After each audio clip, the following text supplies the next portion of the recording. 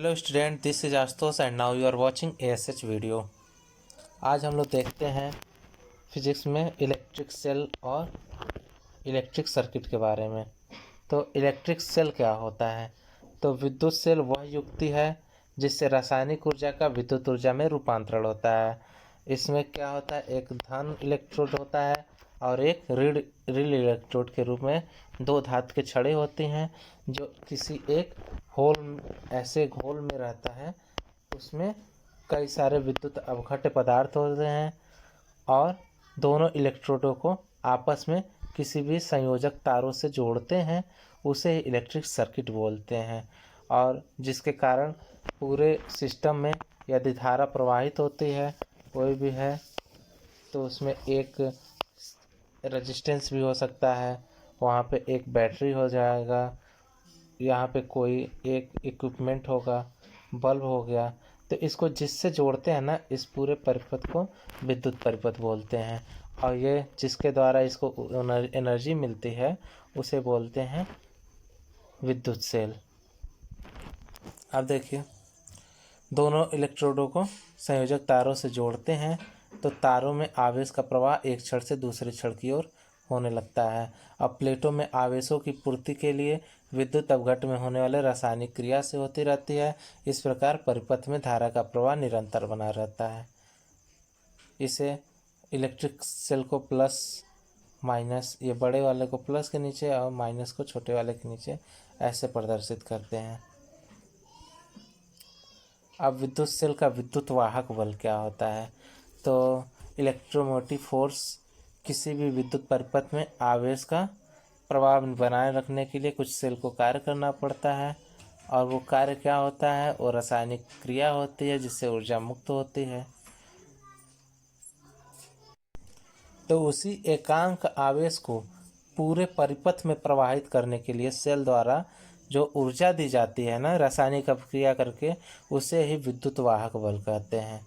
यानी कि विद्युत वाहक बल सेल का एक लाक्षणिक गुण है जो सेल में प्रयुक्त इलेक्ट्रोडों की धातु का आकार उस पर विद्युत अवघट्ट की प्रकृति पर निर्भर करती है। यानी यह इलेक्ट्रोडों की धातु, उसके आकार और उसके विद्युत अवघट्ट की प्रकृति पर निर्भर करती है। यदि मान लीजिए कोई Q आवेश है और उसके लिए जो कार्य किया जा रहा है या ऊर्जा दी जा रही है वो W है, तो उस सेल का इलेक्ट्रोमोटिव फोर्स विद्युत वाहक बल E=W/Q होगा। अब इसका मात्रक क्या होगा? तो W का होता है मात्रक जूल और Q का मात्रक होता है कूलाम, तो इसका मात्रक हो जाएगा जूल पर कूलाम। और जूल पर कूलाम को वोल्ट भी कहते हैं। डायमेंशन क्या हो जाएगा? वीमी सूत्र इसका, तो W का होता है ml² T-2 और Q का होता है AT। तो T एक नीचे से ऊपर जाएगा तो -3 हो जाएगा, A ऊपर जाएगा तो A इन्वर्स हो जाएगा। यानी मिल गया हम लोग को ml² T-3 A इन्वर्स। यह इसका वीमी सूत्र होगा। यदि कुछ परिपथ में एक कूलाम आवेश प्रवाहित किया जाए तो सेल द्वारा यदि दी गई ऊर्जा 1 जूल हो तो सेल का विद्युत विभव बल भी 1 वोल्ट होगा। अब देखिए, टर्मिनल पोटेंशियल डिफरेंस क्या होता है? तो एकांक आवेश द्वारा सेल के बाहर बाह्य परिपथ में प्रवाहित होने वाली व्यय ऊर्जा की मात्रा को सेल का टर्मिनल विभवांतर कहते हैं। जैसे जब किसी सेल को किसी एक्सटर्नल सर्किट में जोड़ते हैं तो उसमें ढेर सारे प्रतिरोध होते हैं, उनके साथ जोड़ते हैं तो सेल द्वारा दी गई कुल ऊर्जा का कुछ भाग बाह्य परिपथ में तथा शेष भाग उसके आंतरिक परिपथ में व्यय हो जाता है। तो जो बाह्य परिपथ में प्रवाहित होने वाली व्यय ऊर्जा की मात्रा को ही सेल का टर्मिनल विभवांतर कहते हैं। इसे VT से रिप्रेजेंट करते हैं। VT बराबर W, जो बाह्य परिपथ में व्यय ऊर्जा हो रही है, अपॉन Q। और ये हमेशा विद्युत वाहक बल से कम ही होता है। इसे कैसे निकाल सकते हैं? तो मान लीजिए ये सेल है, सेल का EMF E है। सेल का यदि EMF E है और उसमें जो इंटरनल रेजिस्टेंस मिल रहा है तो आंतरिक प्रतिरोध के कारण उसमें जो विभव की कमी आ जाएगी वो यदि IR हो रही है, IR, तो सेल का टर्मिनल क्या हो जाएगा, टर्मिनल विभवांतर V बराबर E माइनस IR हो जाएगा।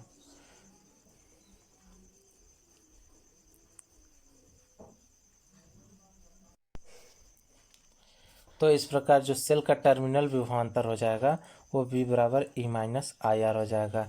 अब बंद परिपथ में सेल का टर्मिनल विभवांतर उसके आंतरिक प्रतिरोध पर निर्भर करता है। जितना उसका इंटरनल रेजिस्टेंस होगा उसी पे वो डिपेंड करेगा। अब देखिए यहाँ से हम लोग निकाल सकते हैं, यदि सेल से कोई धारा प्रवाहित ना हो तो I बराबर 0 हो जाएगा। अब तब क्या हो जाएगा, I बराबर 0 होगा तो V बराबर हो जाएगा E माइनस I 0 है, 0 इंटू R, इस टोटल वैल्यू 0 हो जाएगा, तब V बराबर E हो जाएगा। यानी कि जिस समय वो यहाँ कोई भी सेल कनेक्टेड नहीं रहेगा तो उस समय धारा बहेगा नहीं, तो उस समय पूरा V बराबर E ही हो जाएगा। और इस स्थिति में सेल को खुले परिपथ में कहा जाता है। खुला परिपथ मतलब ओपन एंड। ये दोनों जब क्लोज होते हैं तो सेल पूरे सर्किट में धारा प्रवाहित करने लगता है। अभी की स्थिति को खुले परिपथ में कहा जाता है। यानी कि कहा जा सकता है खुले परिपथ में सेल की टर्मिनल विभवांतर V का मान उसके विद्युत वाहक बल E के बराबर होता है। ये तो पहली स्थिति है।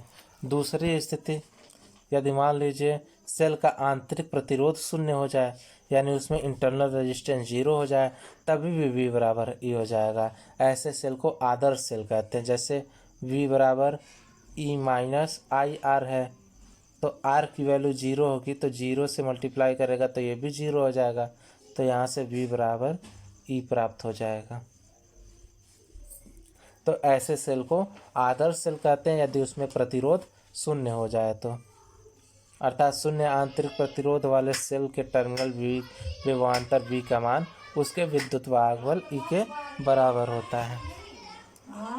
सामान्यतः किसी वास्तविक सेल का आंतरिक प्रतिरोध लेकिन शून्य नहीं होता है, अतः वास्तविक सेलों के टर्मिनल विभवांतर का मान सदैव विद्युत वाहक बल से कम होता है।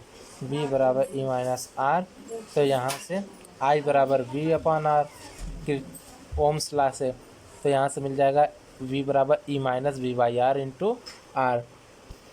अब इसके अपान 1 लेते हैं तो इसे हम लोग निकाल सकते हैं। R की वैल्यू यदि निकालना चाहे तो R की वैल्यू ये R बराबर हो जाएगा, ये इधर क्रॉस मल्टीप्लाई हो जाएगा, क्रॉस मल्टीप्लाई होगा तो क्या मिलेगा,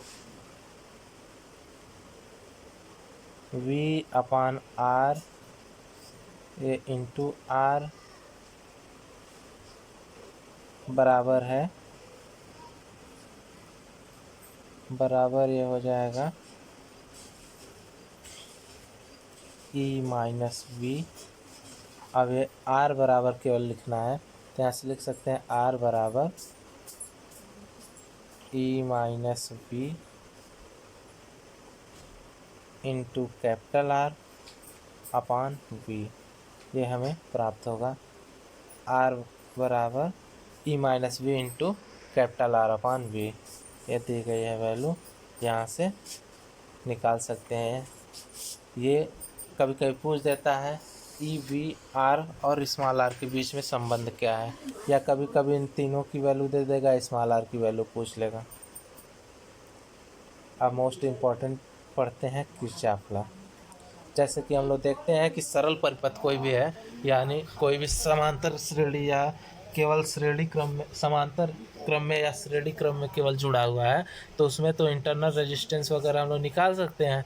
परंतु यदि कोई मान लीजिए उसमें समांतर श्रेणी क्रम समांतर संयोजन सब उसी में है, तो जटिल परिपथ में न तो श्रेणी परिपथ होते हैं और न ही समांतर परिपथ होते हैं, तो इसमें साधारण ओम के नियम से हम लोग नहीं निकाल सकते हैं।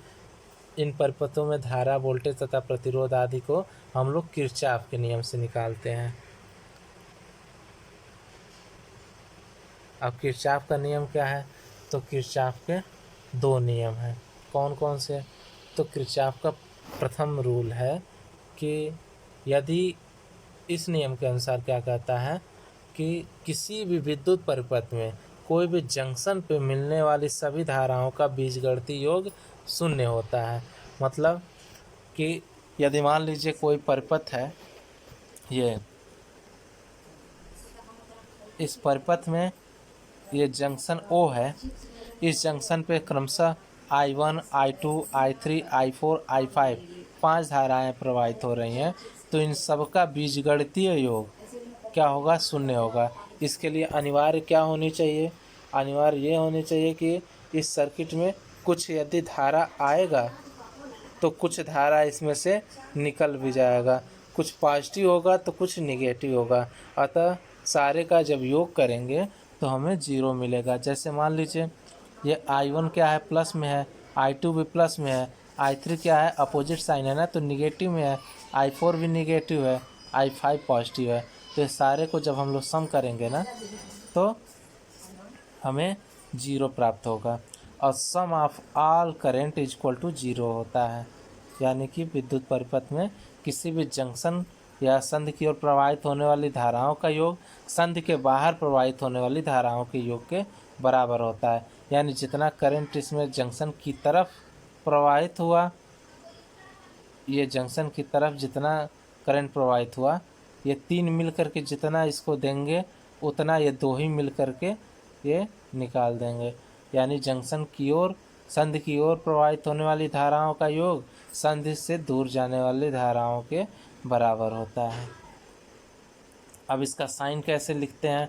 तो संधि की ओर प्रवाहित होने वाली धाराओं को धनात्मक दिशा में और संधि से बाहर आने वाली धाराओं को ऋणात्मक दिशा में माना जाता है। अब यहाँ पे इससे दिया गया है I1 + I2 - I3 + I4 + I5 = 0। तो यहाँ से हो जाएगा I1 + I2 + I5 = I3 + I4। यानी कि ये संधि की तरफ जाने वाले धाराओं का मान संधि से बाहर जाने वाली धाराओं के योग के बराबर होता है। अब इसे किरचॉफ का प्रथम नियम भी बोलते हैं, इसे कंजर्वेशन ऑफ चार्जेस भी बोलते हैं। इसे आवेश संरक्षण के सिद्धांत पर आधारित होता है। यानी कहता है आवेश को न उत्पन्न किया जा सकता है, न इसे नष्ट किया जा सकता है, केवल इसे एक स्थान से दूसरे स्थान तक चलाया जा सकता है। अब एक किरचॉफ का दूसरा नियम देखते हैं, इसे केवीएल भी बोलते हैं। अब पहले वाले किरचॉफ के फर्स्ट रूल को केसीएल बोलते हैं। अब इसमें क्या है? यह ऊर्जा संरक्षण के सिद्धांत पर आधारित है। कंजर्वेशन ऑफ एनर्जी ये कहता है ऊर्जा को न तो उत्पन्न की जा सकती और न ही नष्ट की जा सकती, केवल इसमें एक रूप से दूसरे रूप में परिवर्तित की जा सकती है। ये किरचॉफ का सेकंड रूल कहता क्या है? किसी बंद परिपथ में कार्य करने वाली विभवांतरों का बीजीय योग शून्य होता है। उसमें क्या था? जंक्शन पे सारा करंट जो है वो बीजगणितीय योग शून्य होता है। और यहाँ पे क्या है? इसमें बंद परिपथ में कार्य करने वाले विभवांतरों का योग बीजीय योग शून्य होता है। अब इसमें क्या है? किसी बंद परिपथ में प्रवाहित होने वाली धारा एवं परिपथ में प्रयुक्त प्रतिरोधों के गुणनफल का बीजगणितीय योग परिपथ पर लगाए गए विद्युत वाहक बल के बराबर होता है। जैसे V बराबर क्या है? I × R। तो इनके गुणनफलों का बीजगणितीय योग किसके बराबर होता है? उसके विद्युत वाहक बल के बराबर होता है।